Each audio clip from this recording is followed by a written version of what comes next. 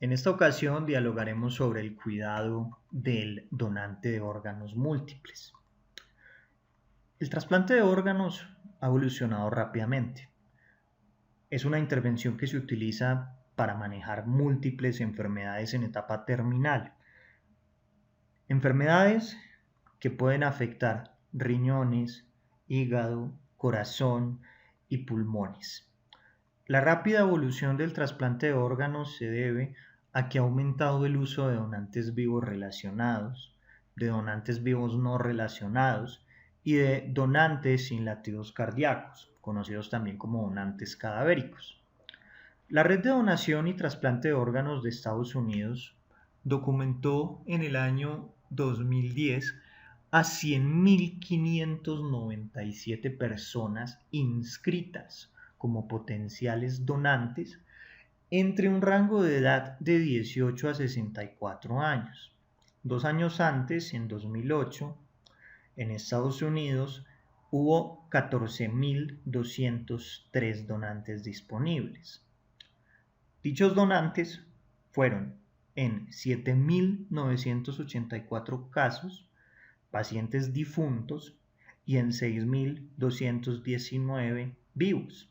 Y a partir de estos 14.203 donantes se realizaron 27.961 trasplantes. Recordemos que un solo paciente puede aportar aproximadamente hasta 52 estructuras anatómicas que pueden donarse. La UNOS creó una iniciativa que se conoce como el Camino Crítico para el Donante de Órganos, y esta intervención ha aumentado de manera significativa el número de órganos obtenidos y trasplantados en donantes con diagnóstico de muerte cerebral o de muerte por criterios neurológicos. Más adelante vamos a hablar de este concepto. Es una cuestión semántica que tiene varias connotaciones. Hay una cuestión muy importante en cuanto al trasplante de órganos, y es que la referencia es crítica. Además de eso, en muchas ocasiones se pierden potenciales donantes por falta de conocimiento. Algunas revisiones retrospectivas han revelado que un gran número de posibles donantes nunca son evaluados por la organización de obtención sin que existan razones claras. Y de hecho, dentro de la idiosincrasia médica, hay muchas razones erradas por las cuales se niega esta posibilidad. Algunas personas utilizan como criterio de exclusión para la donación la edad, el uso de medicamentos vasoactivos, las comorbilidades, la resucitación cardiopulmonar y los cultivos positivos. Más adelante hablaremos sobre el tamizaje microbiológico que se hace en los donantes, pero vale la pena denunciar que las razones mencionadas no son motivos de exclusión para el trasplante de órganos. Es claro, la organización de obtención de órganos debe llamarse prematuramente. Y en la literatura se documentan dos factores que limitan la donación de órganos. El primero es la falta de identificación y de referencia oportuna de los potenciales donantes, aunado a la falta de conocimiento. Y el segundo es la negativa de las familias a consentir la donación. Esto es especialmente dramático en países como Estados Unidos. Recordemos que en Colombia, gracias a la ley 1805 del año 2016, la donación de órganos es obligatoria. Todos somos potenciales donantes a menos que tengamos un documento explícito que diga lo contrario. De resto, todos somos donantes de órganos. Sin embargo, como ocurre con muchas cuestiones en el país, Colombia en el papel ha sido un prócer de muchas gestas sociales, como la aceptación de la eutanasia. Fuimos el primer país en legalizar la eutanasia en Latinoamérica, al igual que de manera temprana adoptamos la interrupción voluntaria del embarazo como una política, por decirlo así, de salud pública, pero estas cuestiones se encuentran plasmadas en el papel y no se ejecutan de la manera tan idónea como sería deseable. Cuando nosotros hablamos de la declaración del diagnóstico de muerte cerebral, debemos remitirnos a los planteamientos básicos que dieron origen a este término. Para ello debemos hablar de Mollaret y Gaulon, quienes describieron los hallazgos clínicos de lo que se conoce como muerte cerebral. Ellos emplearon un término que es coma doppler para poder describir a pacientes que tenían un daño neurológico más allá del coma, que estaban en ventilación mecánica luego de perder la ventilación espontánea, esto secundario a la pérdida de la función neurológica luego de un coma profundo y persistente. En el año 1968, el comité ad hoc de la Facultad de Medicina de la Universidad de Harvard define a la muerte cerebral como la pérdida irreversible de todas las funciones encefálicas, incluyendo las funciones del tronco encefálico o la pérdida irreversible de las funciones del tronco encefálico únicamente. En el año 1981 se publican los criterios de muerte cerebral, que los podríamos resumir en pérdida de la función del tronco encefálico, pérdida de la función cortical y que la condición sea irreversible, que no sea secundaria a fármacos, sedantes, etcétera, etcétera. En el año 2010, la Academia Americana de Neurología publica 3 hallazgos clínicos como mandatorios para confirmar el cese irreversible de todas las funciones del cerebro. Estos hallazgos son coma, también ausencia de reflejos del tronco encefálico y la existencia de apnea. En pantalla podemos apreciar algunos puntos que pueden ser útiles para el diagnóstico clínico. Percátense que más allá del diagnóstico clínico también podemos utilizar algunos test como la respuesta al test de atropina. De igual forma, se recomienda a partir de esta publicación del año 2009 que se realice un seguimiento como mínimo de 6 horas, pero esto es modificable a criterio según el tipo y la gravedad de la lesión causal.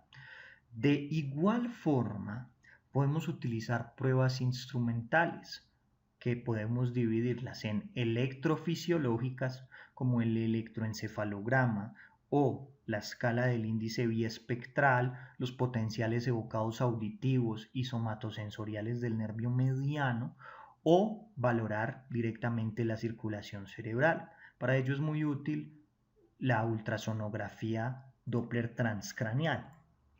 El consentimiento es algo sumamente importante, porque la negativa de la familia es la razón más común para que los órganos se pierdan. De hecho, en Estados Unidos, el 35% de los familiares no permiten la donación. Hay varios aspectos importantes. El primero es que nosotros como clínicos debemos ser siempre empáticos. Nuestro único rol es ayudar. Y en ocasiones, como decía Hipócrates, no tenemos la posibilidad de curar, pero sí de acompañar y de apoyar. Esa es una premisa básica, muy importante en el cuidado intensivo. En este orden de ideas, lo ideal es que los clínicos no hagan jamás la solicitud de donación de órganos en el momento en que informen la muerte. Habíamos mencionado previamente una discrepancia semántica en términos en cuanto a muerte cerebral y muerte por criterios neurológicos. Para ello debemos mencionar el Proyecto Mundial de Muerte Cerebral, publicado en JAMA en el año 2021. Y nosotros podríamos afirmar que existen 2 tipos de muerte. Cuando hay un cese de las funciones cardiocirculatorias, cuando cesa el corazón, y otra muerte que es cuando el cerebro se detiene, que sería la muerte por criterio neurológico. Esto lo debemos dejar claro a la persona. Porque en ocasiones, cuando se les dice muerte cerebral, tienen la falsa concepción de que el paciente aún sigue vivo porque, entre comillas, el corazón está funcionando, ven signos vitales. El concepto de muerte cerebral puede ser un poco ambiguo en ese orden de ideas, a diferencia de la muerte por criterio neurológico.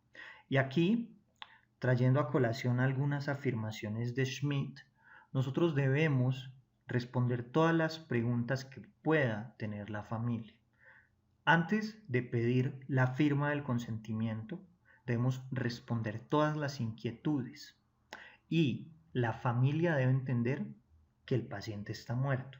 Nosotros no podemos referirnos al mismo como es, sino con el término era, para poder reafirmar que la persona ya falleció. Es posible que ellos pregunten, ¿aún respira? ¿Aún el corazón funciona?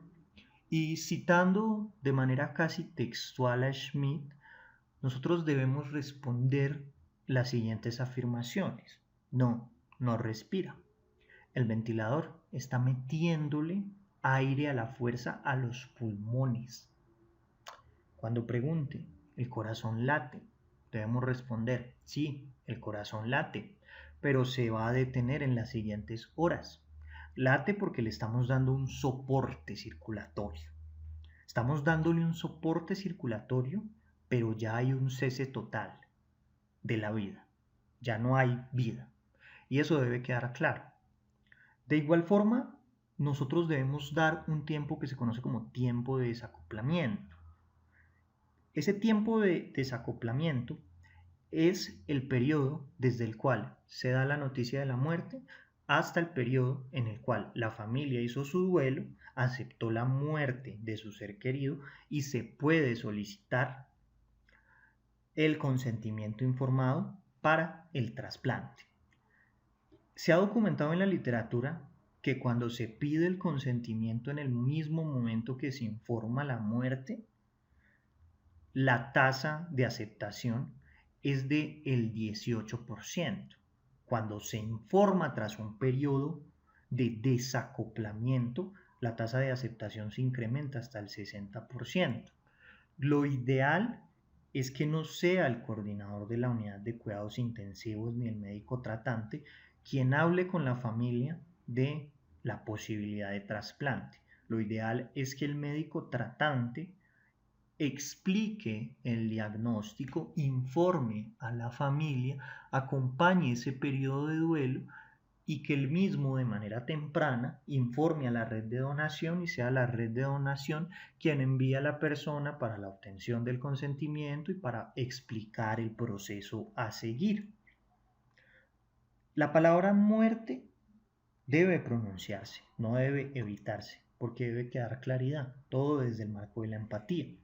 Podríamos entonces resumir algunas estrategias para reforzar la obtención del consentimiento. Primera, permitir tiempo para que se acepte la muerte. Segunda, tener a alguien que sea experto en la consecución de consentimientos para la donación. ¿Esto por qué? Básicamente porque la persona experta puede ayudar y explicar claramente el procedimiento, responder preguntas y dar apoyo emocional a la familia, pero vuelve y juega, el apoyo emocional también es algo que nosotros como médicos debemos dar, sobre todo en la unidad de cuidados intensivos, que son sitios donde hay relativamente pocos pacientes, hay varios médicos, pueden haber 1, 2 médicos generales, un especialista, 12, 15 pacientes, por lo tanto existe un tiempo para poder entablar relaciones con los pacientes e individualizar el manejo, porque estamos centrados en pocos pacientes.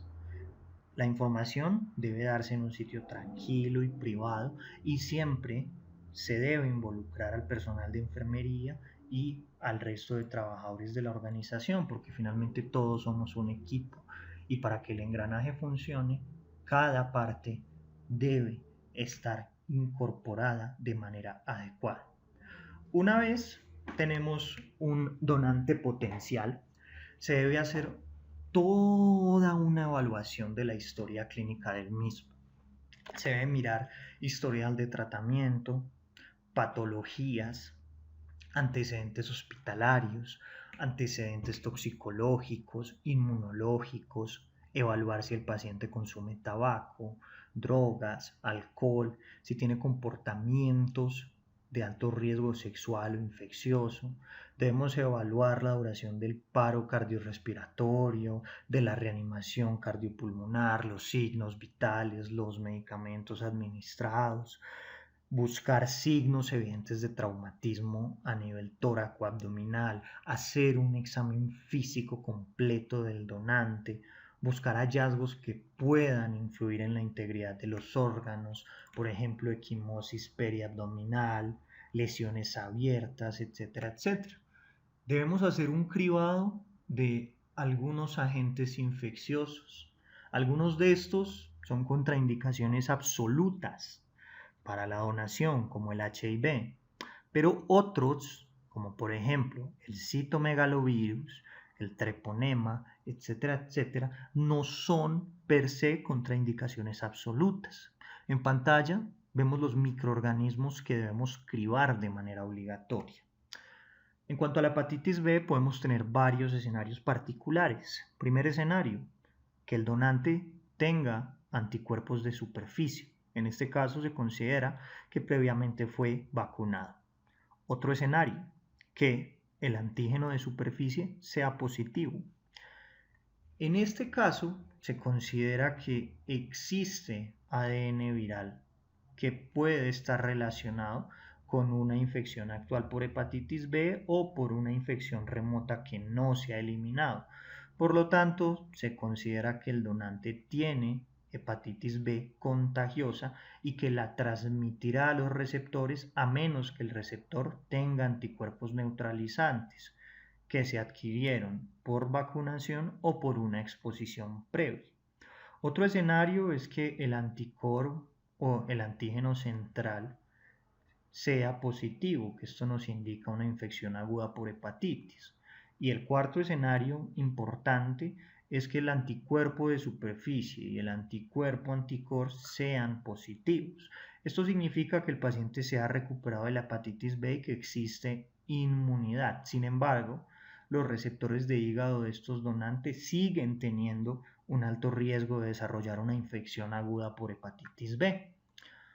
Debemos mencionar algunas particularidades sobre la hepatitis C, porque cerca del 5% de los donantes de órganos son positivos para el anticuerpo contra la hepatitis C. Se considera que los donantes positivos para el anticuerpo de la hepatitis C son infecciosos, porque la presencia de anticuerpos indican una infección, debido a que estos anticuerpos aparecen en la sangre periférica dentro de los 2 meses subsiguientes a la exposición al virus.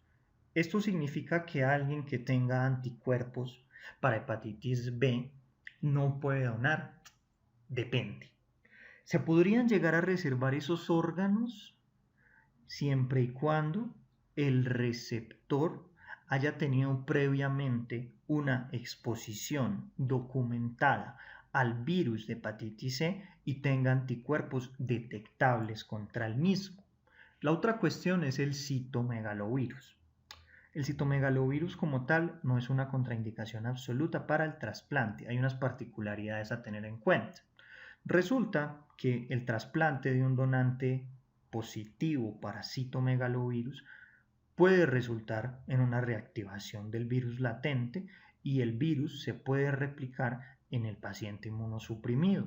El paciente receptor del órgano está inmunosuprimido para evitar el rechazo del injerto.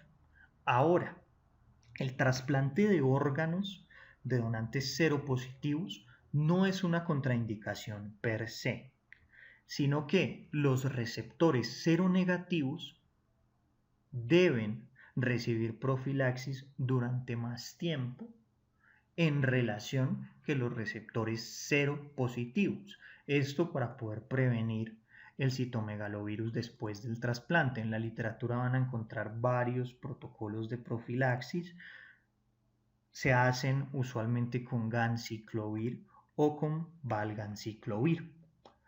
También se debe hacer un cribado del virus de Epstein-Barr, debido a que la infección primaria por virus de Epstein-Barr, o sea, cuando se trasplanta un órgano de un donante seropositivo para Epstein-Barr a un receptor seronegativo para Epstein-Barr, se asocia con un mayor riesgo de enfermedad linfoproliferativa luego del trasplante. El Treponema pallidum también es otro microorganismo al cual se le hace tamizaje. Como tal, la detección de un anticuerpo al antígeno treponémico no es una contraindicación para la obtención de los órganos, pero sí es una contraindicación para la obtención de tejidos, debido a que allí hay una mayor carga de espiroquetas. Entonces, si el paciente llega a tener positividad, se considera que un curso estándar con penicilina proporciona suficiente cobertura antibiótica para poder prevenir las complicaciones sifilíticas en el receptor del aloinjerto. El Toxoplasma gondii también es otra preocupación, especialmente en los receptores de aloinjertos cardíacos. Esto se debe a la predilección de este protozoo por el tejido muscular. Sin embargo, vale la pena mencionar que usualmente la profilaxis que se hace con trimethoprim sulfametoxazol para el Pneumocystis carini previene la transmisión del Toxoplasma gondii. La transmisión de malignidades es un evento raro, pero puede ocurrir. Hay ciertos tipos de cáncer que contraindican el trasplante por un alto riesgo de transmisión, como el coriocarcinoma, el melanoma, el linfoma, el carcinoma de pulmón, de colon, de mama, de riñón, de tiroides. En pantalla vemos los riesgos relativos de transmisión en algunos tumores del sistema nervioso central. Entonces podríamos dividirlo en bajo riesgo, riesgo moderado o alto riesgo. Bajo riesgo: meningiomas benignos, adenomas pituitarios, chawomas acústicos, craniofaringiomas, astrocitomas grado 1, que el paciente tenga quistes epidermoides, que tenga un oligodendroglioma de bajo grado, gangliomas, gangliocitomas, pineocitomas, papilomas, hemangioblastomas. De riesgo moderado, los astrocitomas grado 2 o la gliomatosis cerebri, y de alto riesgo los astrocitomas anaplásicos, o sea, grado 3, los meduloblastomas, los oligodendrogliomas anaplásicos, entre otros. Esto lo debemos tener en cuenta, porque si bien es un evento raro, puede ocurrir, sobre todo en aquellos tipos de cáncer de alto riesgo. Vamos a hablar un poco de la evaluación cardíaca del posible donante. Se supone que los donantes mayores de 55 años pueden ser utilizados selectivamente para los trasplantes cardíacos. Sin embargo, dejan de ser candidatos cuando tienen una hipertrofia ventricular izquierda importante con tiempos isquémicos prolongados, porque esto puede aumentar los riesgos de mortalidad en el receptor. En cuanto al tamaño del paciente, existe un mayor riesgo de fracaso cuando los donantes son pequeños, pero si el donante es hombre, tiene más de 70 kilos en general, ese corazón va a ser válido para la mayoría de los receptores. Un paciente con una hipertrofia ventricular izquierda puede ser donante en efecto, siempre y cuando sea leve, o sea que el espesor de la pared sea menor de 13 milímetros según la ecocardiografía y que no tenga criterios de hipertrofia ventricular izquierda por EKG. En ese caso particular, sobre todo si hubo tiempos isquémicos cortos, el paciente puede donar ese corazón. En cuanto a las lesiones valvulares, la regurgitación mitral o tricuspidia leve o moderada, los pacientes con una válvula aórtica bivalva que sea funcionalmente normal, pueden ser sometidos a una cirugía de reparación antes del trasplante. En cuanto a las lesiones congénitas, ocurre algo similar. Algunas son susceptibles de reparación, por ejemplo, los defectos del tabique auricular tipo secundum. La angiografía es especialmente importante porque no es de rutina. Por ejemplo, en los donantes masculinos de 35 a 45 años y en los donantes femeninos de 35 a 50 años solamente se va a hacer la angiografía coronaria si el paciente tiene antecedentes de uso de cocaína o tiene 3 o más factores de riesgo para enfermedad coronaria. En donantes masculinos de 46 a 55 y en mujeres de 51 a 55 la angiografía se recomienda, pero donde es altamente recomendada es en los pacientes mayores de 55 años. De igual forma, un paciente con una enfermedad coronaria, siempre y cuando la enfermedad coronaria sea leve, puede ser donante y se debe considerar para los receptores que tienen una necesidad relativamente urgente del trasplante. Todo potencial donante debe tener un EKG inicial. De igual forma, se deben hacer seguimientos. Es normal que luego del trasplante el receptor experimente algunos cambios en el EKG. Esos cambios suelen ser temporales. Usualmente se asocian con alteraciones en la salida simpática. Pueden aparecer cambios inespecíficos, por ejemplo a nivel del ST, en la onda T, los intervalos QT se pueden prolongar, podemos encontrar inversiones de la onda T, la taquicardia también es común. Se recomienda que se haga un seguimiento con troponina I o troponina T cada 12 horas. De igual forma, se debe obtener un ecocardiograma transtorácico o transesofágico, básicamente para evaluar el movimiento de la pared cardíaca, evaluar la función valvular, estimar la fracción de eyección y detectar derrames pericárdicos. La mayoría de los pacientes que van a servir como donantes cardíacos tienen signos manifiestos de insuficiencia circulatoria. Más adelante vamos a ver los apartados fisiológicos que explican esto. Es muy importante entonces que luego de que se haga la resucitación con líquidos y optimicen las medidas hemodinámicas, se haga un ecocardiograma de control, porque los cambios pueden ser reversibles y ese corazón va a poder ser trasplantado con éxito. Por lo tanto, es prudente que se repita el ecocardiograma luego del manejo inicial. En el contexto de los pacientes donantes, la evaluación de las medidas hemodinámicas mediante un catéter de arteria pulmonar resultan ser una intervención benéfica. Recordemos que en esta población se debe hacer un manejo agresivo. Esto incluye resucitación hormonal, manejo juicioso de líquidos, en ocasiones utilización de coloides, en otras ocasiones utilizar algunas soluciones hipotónicas, sobre todo para los pacientes que están marcadamente hipernatrémicos, etcétera, etcétera. Y es especialmente importante hacer una monitoría acuciosa en los pacientes que tengan una fracción de eyección inicial del ventrículo izquierdo por debajo del 40%. Cuando se hace una adecuada reanimación en el donante y luego se hace un adecuado seguimiento en el receptor, la evidencia ha mostrado que los corazones jóvenes que habían tenido una disfunción ventricular izquierda inicial pueden recuperar la función normal. La resucitación hormonal la mencionaremos más adelante, pero un protocolo aceptado por la literatura consiste en metilprednisolona, vasopresina y hormona tiroidea. En Colombia no tenemos hormona tiroidea endovenosa. Aquí se utiliza levotiroxina porque es lo que está disponible. La evaluación pulmonar también tiene gran relevancia, sobre todo porque los donantes tienen un alto riesgo de hacer un edema pulmonar neurogénico.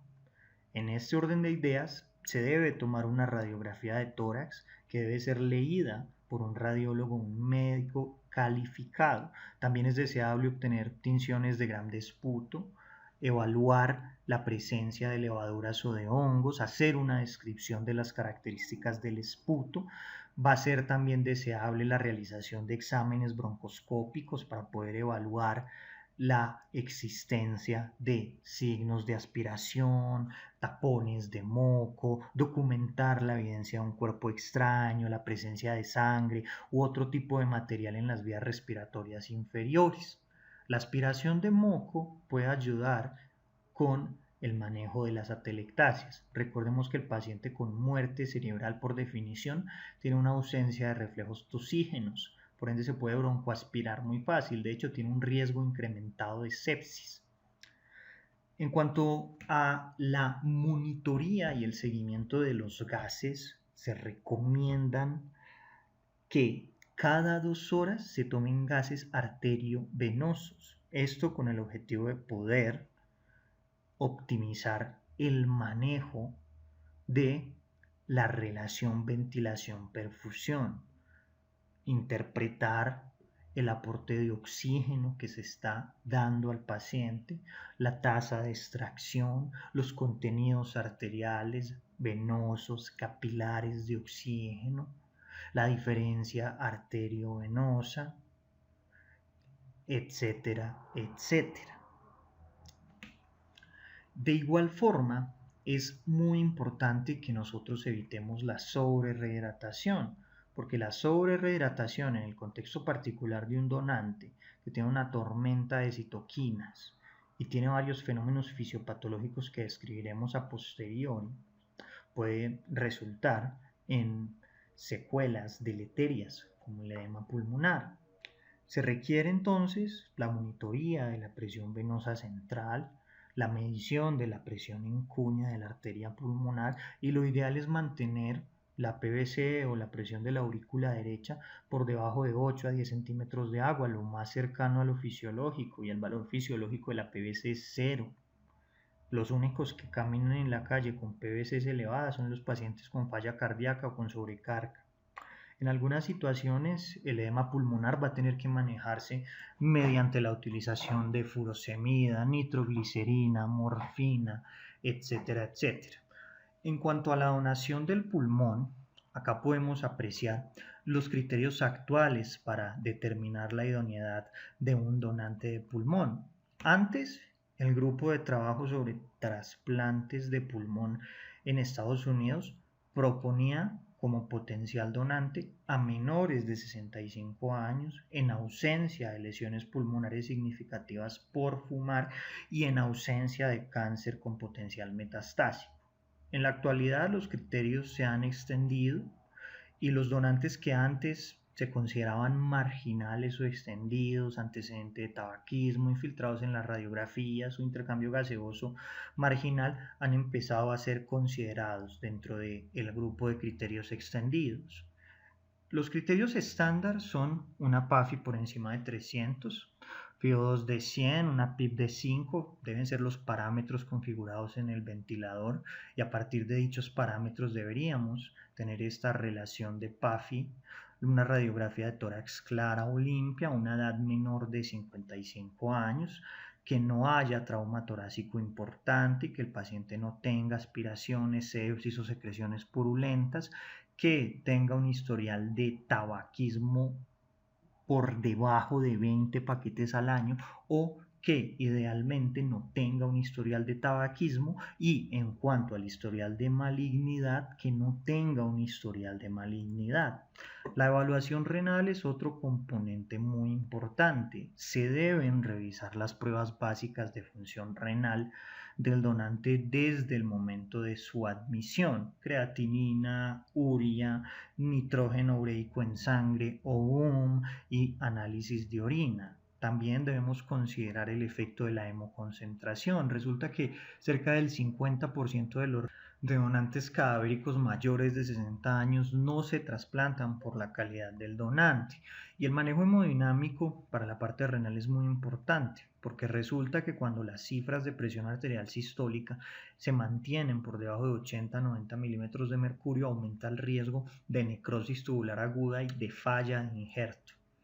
Además, el riesgo relativo de diálisis luego del trasplante es 1.5 veces mayor en los receptores de riñones de donantes mayores de 55 años y el riesgo relativo de fallo de injerto es más de 1.7 veces más alto en mayores de 50 años cuando la creatinina es mayor de 1.5 o francamente, como vemos en esta tabla, cuando la muerte cerebral se diagnosticó en asociación con un accidente cerebrovascular o un evento hipertensivo. En pantalla podemos ver las categorías de edad.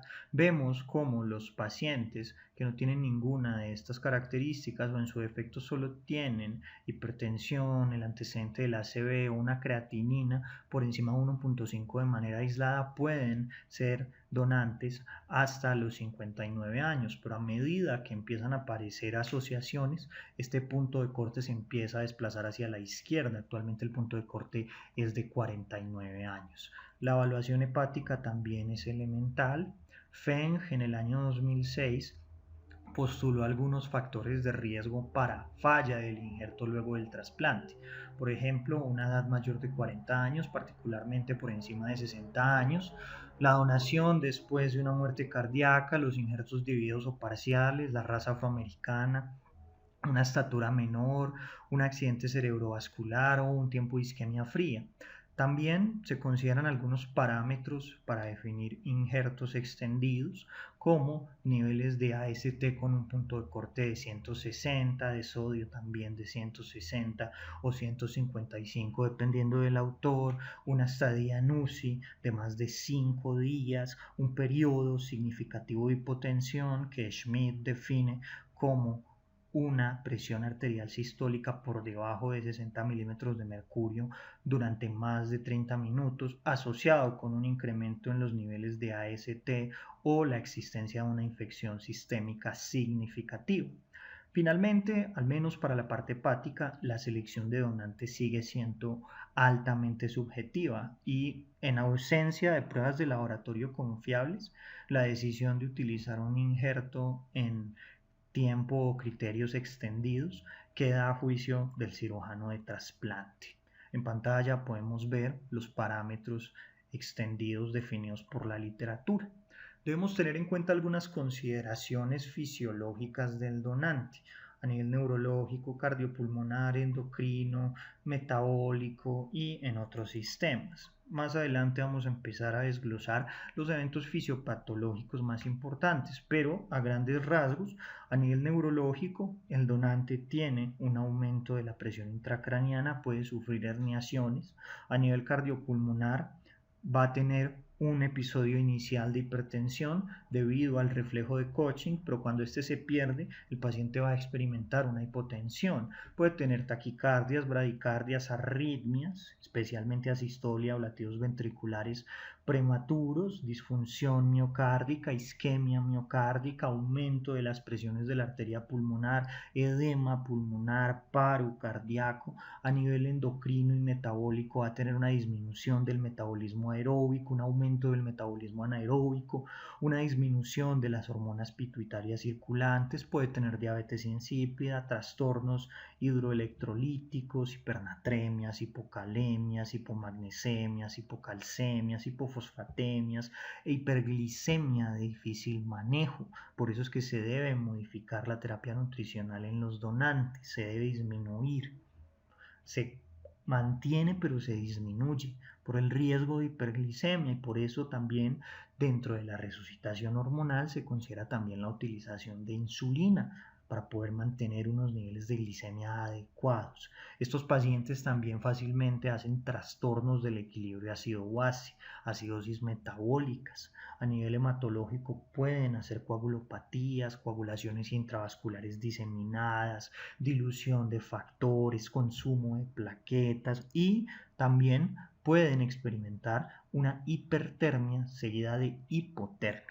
Resulta que ellos experimentan una tormenta de catecolaminas que condiciona una vasoconstricción sistémica y pulmonar profunda, que lleva a la liberación de DAMPs, y estos patrones moleculares asociados al daño son sensados por los Toll-like receptors o TLR, activan factores de transcripción como el NF-κ-beta, generan una inflamación sistémica, hay un cambio transitorio en el volumen intravascular sistémico hacia los pulmones, una disminución del gasto cardíaco, la presión de la aurícula izquierda puede llegar a exceder la presión de la arteria pulmonar, eso altera el gradiente de presiones, puede llevar a la ruptura de la pared capilar, finalmente la ruptura de esa pared capilar va a hacer que empiece a ocurrir una filtración de un líquido que es rico en proteínas y ese líquido va a ir hacia el intersticio pulmonar y va a llevar finalmente a la imagen que vimos en la diapositiva previa, un edema pulmonar neurogénico.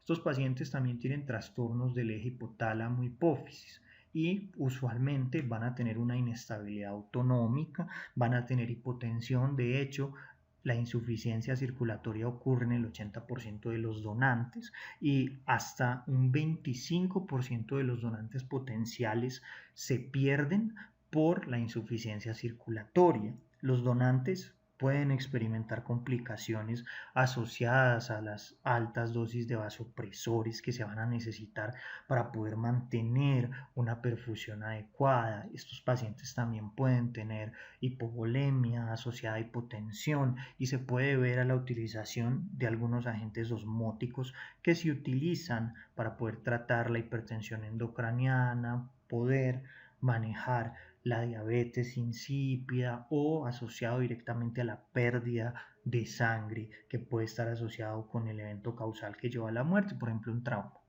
Entonces, la disfunción del eje hipotálamo-hipófisis lleva a una pérdida de la influencia hipotalámica y del tono simpático. Esto lleva a diabetes insípida neurogénica.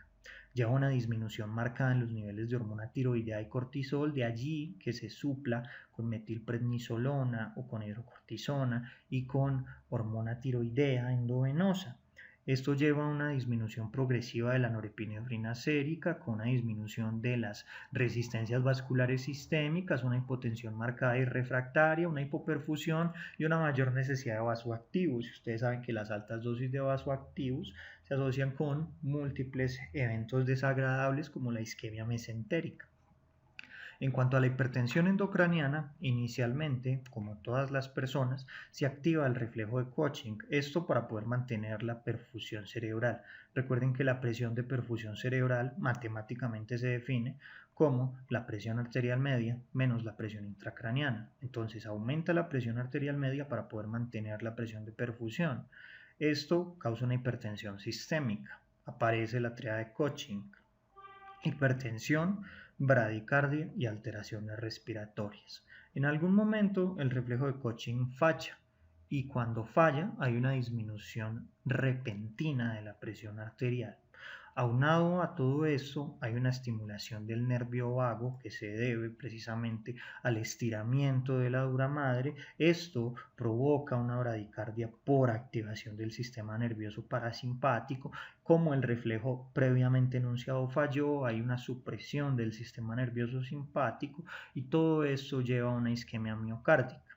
En cuanto al manejo del donante, lo resumí en las siguientes tablas que vamos a ver. Vamos a empezar con lo básico: cambio de posición, protección de los ojos, aspiración frecuente de la vía aérea, fisioterapia para poder prevenir las neumonías y atelectasias, descompresión gástrica. Estos pacientes no protegen vía aérea. También exposición limitada para que podamos prevenir la hipotermia. El aspecto más importante para poder determinar la viabilidad de un órgano es mantener la presión de perfusión sistémica. Por eso es que se recomienda la monitorización invasiva.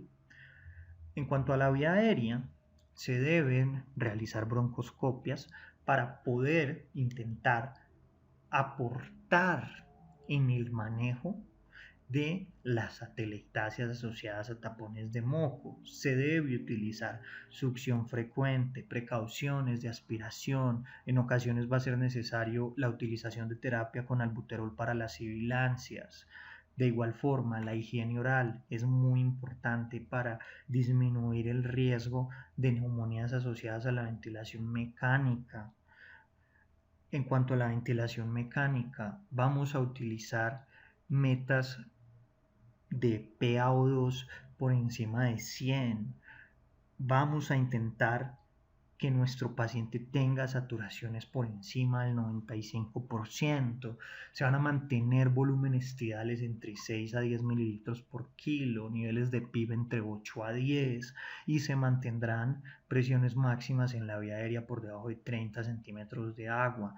Estos pacientes deben tener catéteres venosos centrales, líneas arteriales, pulsioximetría. El catéter de arteria pulmonar, vuelvo y lo menciono, es muy deseable para el manejo adecuado de los inotrópicos, los vasopresores y los fluidos. Finalmente, nosotros debemos apuntar a una PVC lo más baja posible, por debajo de 6 o 8. Debemos mantener la diuresis. Y en este orden de ideas, en ocasiones va a ser necesario que se infundan soluciones cristaloides, coloides o productos sanguíneos, dependiendo de lo que nosotros queramos. Hay algo muy importante en cuanto al manejo hemodinámico de estos pacientes y es que no podemos permitir que el donante tenga presiones arteriales sistólicas por debajo de 90. Nosotros debemos asegurar una reanimación prudente con fluidos para tener una presión en cuña lo más baja posible, con una buena diuresis, con una buena PAM. Recuerden que nosotros estamos buscando la euvolemia, no la hipervolemia. La meta para la presión en cuña está entre 8 a 12 y para la PCP entre 6 a 8. Nuestra meta de diuresis es de más de 1 mililitro por kilo por hora. De hecho, para la reanimación volumétrica, los coloides son de elección. Debemos asegurar que el paciente tenga niveles de albúmina adecuados, niveles de TP y de TPT óptimos. En ocasiones va a ser necesario tratar la coagulopatía con plasma fresco. Hay algo muy particular con estos pacientes y es que las metas de hemoglobina son por encima de 10 gramos decilitro y de hematocrito por encima de 30. Debemos intentar tener niveles de sodio por debajo de 150, mantener el potasio en torno a 4 miliequivalentes por decilitro. Los trastornos ácido-base los vamos a intentar corregir mediante bicarbonato de sodio o a través de hiperventilación leve a moderada. En otras palabras, niveles de PaCO2 en torno a 30 o 35. Para el manejo hemodinámico, nuestras metas van a ser una tensión arterial sistólica por encima de 90, con una presión arterial media por encima de 60 milímetros de mercurio, con un índice cardíaco en torno a 2.4 y para resistencias vasculares sistémicas en torno a 800 a 1200. Se puede considerar la utilización de dobutamina, dopamina, vasopresina o norepinefrina, dependiendo lo que nosotros queramos. La reanimación hormonal se hace usualmente con metilprednisolona. La dosis que recomiendan es de 10 a 15 miligramos por kilo y se repite según sea necesario cada 24 horas. Hay algo importante y es que el gran sitio de evidencia de la metilprednisolona en los pacientes donantes es en el contexto de los trasplantes pulmonares, que usualmente se emplean dosis de metilprednisolona. A razón de lo que vemos acá, otros autores recomiendan en torno a 500 miligramos a 1 gramo. Se puede utilizar durante la reanimación hormonal también hidrocortisona. La hidrocortisona tiene un efecto mineralocorticoide y se utiliza a razón de 50 miligramos cada 6 horas. De igual forma, dentro de la reanimación hormonal también está la vasopresina, que se ajusta según la tensión arterial, la desmopresina, que tiene un efecto más selectivo a nivel de B2, muy útil en el contexto de la diabetes insípida. La insulina, con un goteo a una tasa mínima de 1 unidad hora, se ajusta para tener niveles de glucosa en torno a 120 a 180, y la trillodotironina, que en caso de que esté endovenosa se utiliza a razón de un bolo de 4 microgramos y luego una infusión continua de 3 microgramos hora. En Colombia no tenemos trillodotironina endovenosa. En este orden de ideas se utiliza una dosis de levotiroxina a razón de 50 a 100 microgramos kilogramo. Es muy importante que obtengamos un ecocardiograma temprano. Esto es algo que es elemental. Y recuerden que va a ser especialmente importante para ver si luego de la reanimación hubo una recuperación. En pantalla podemos ver las metas. En ocasiones va a ser necesario utilizar manitol intravenoso. Se utiliza dosis de 0.25 gramos por kilo como bolo. Ayuda en la diuresis, también puede ayudar a el control de la presión intracraniana, el manejo de esa hipertensión endocraniana. Usualmente se utilizan también dosis bajas de dobutamina, algunos textos hablan de dopamina. También en cuanto a los vasopresores, la vasopresina es una muy buena alternativa. En los pacientes con bradicardia persistente, en ocasiones va a ser necesario utilizar cronotrópicos o marcapasos. En cuanto a la nutrición, como bien enunciamos antes, se mantiene la nutrición continua, pero se disminuye el aporte parenteral o enteral para evitar la hiperglicemia. En caso de que haya una hiperglicemia persistente, pues se trata con insulina. Igual va a estar recibiendo su insulina, simplemente se modifica la dosis, se hace un control de electrolitos agresivo cada 4 horas. El punto de corte para los niveles de sodio según Schmidt es de 155 para abajo. Para el manejo de la hipernatremia se utilizan líquidos hipotónicos. En este orden de ideas debemos recordar la fórmula de Adroguema Díaz, publicada en el New England Journal of Medicine, muy útil para poder saber el recambio que esperamos de sodio según lo que nosotros estemos aportando y los niveles plasmáticos del paciente. El tratamiento de la diabetes insípida central usualmente se hace con desmopresina. La desmopresina se maneja a dosis aproximadamente de 8 microgramos por kilo y luego se pone una infusión de 4 microgramos por kilo por 1 hora y se va reevaluando al paciente, se titula hacia arriba o hacia abajo cada 30 minutos según la respuesta. Hay otra alternativa que es utilizar un bolo de 1 microgramo cada 2 horas siempre que la excreción de orina permanezca por encima de 300 mililitros hora.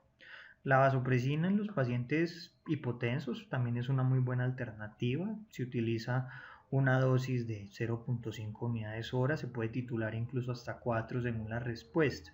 Recuerden que a diferencia de la vasopresina, la desmopresina es muy selectiva para el subtipo de receptor V2 de la hormona antidiurética.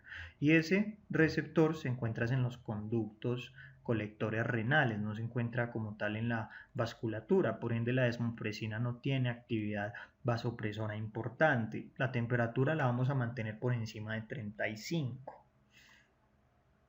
Hay algunos mensajes básicos para llevar a casa y los podríamos resumir en que la evaluación del paciente donante de órganos es multiparamétrica. Estos pacientes van a requerir un manejo en la unidad de cuidados intensivos con intervenciones protocolarias agresivas. Y esto es esencial para poder mejorar la obtención de los órganos.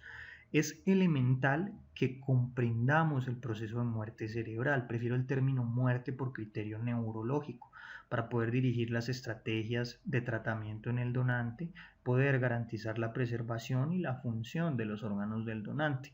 Y finalmente, los objetivos de manejo del donante multiorgánico son maximizar la función de los órganos mediante el mantenimiento de la perfusión y la oxigenación de los mismos y el reconocimiento y tratamiento de las posibles complicaciones como arritmias, edema pulmonar, diabetes insípida, coagulopatía, hipotermia, sepsis, etcétera, etcétera.